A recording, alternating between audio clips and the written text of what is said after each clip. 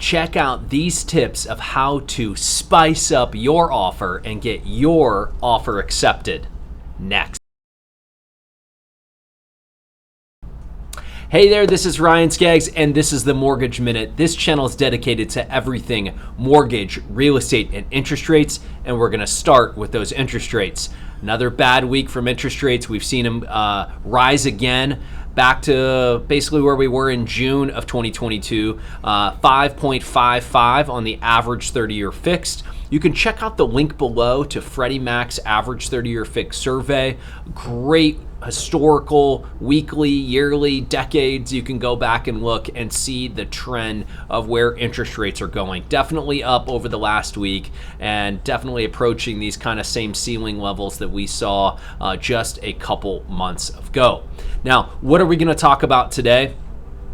We're going to talk about how to spice up your offer. I'm going to put some that link, by the way, to the rates below. I'm also going to put a link to a couple of other things that we're going to talk about today down in the description. So while you're down there, though, hit that like button, hit that subscribe, and click that bell icon to be notified as I'm putting out weekly videos on the channel. So how to spice up your offer, how to get your offer accepted. I'm going to go to my top 4 tips, and they are in a very specific order, right? So when I say my number 1 tip, I mean this is where I am explaining to clients and coaching clients and talking with agents. This is what I see as the absolute number 1 term or offer or how you could spice up your offer, and that is close date. I see more and more contracts being accepted when the price is roughly the same on close date. Now again, if your price is way off and somebody's considerably more, that we completely understand that. Let's assume that all the numbers themselves are roughly the same. I want to talk about what you can do inside your offer to be able to get it accepted. And number 1 is close date. So speak with your lender, see how quick they can close. What can we do to make the process go faster? Can I get you more things now? Can we get pre-underwritten? These are questions that I would be asking the lender to be able to put a very enticing offer, because if it's 3 weeks or 2 weeks, or if it's 90 days or 180 days, just depending upon that close date matching up with what that seller wants, not just writing an offer for, say, 30 days. So if you're an agent, that's my 2 cents. If you're a client out there, have your agent on your behalf be asking these same questions. Next is down payment. So I always tell clients and coach them and say, act in good faith. If you think you're going to put 10% down, you need to put 10% down. But if you're able to put a little bit more, that could very well be the difference of going from, say, 10 to 15 or 15 to 20 or something like that. That might get you the contract, right? So just consider that. Don't push too hard where you're like, don't have any money left. And also don't put, obviously, as I said, in good faith, a number that you're not willing to do or not able to do, right? So you want to make sure and make that a reality. But in today's competitive interest rate market with low inventory, we're going to talk about low inventory in a second, that is the second best way, in my opinion. Number 3, and this is maybe like a 2A, 2B, but number 3 I have is inspection. And as is, not totally waiving the inspection, but basically saying, hey, outside of life and safety issues, I'm willing to move forward without nickel and diming you, the seller, for any little tiny thing.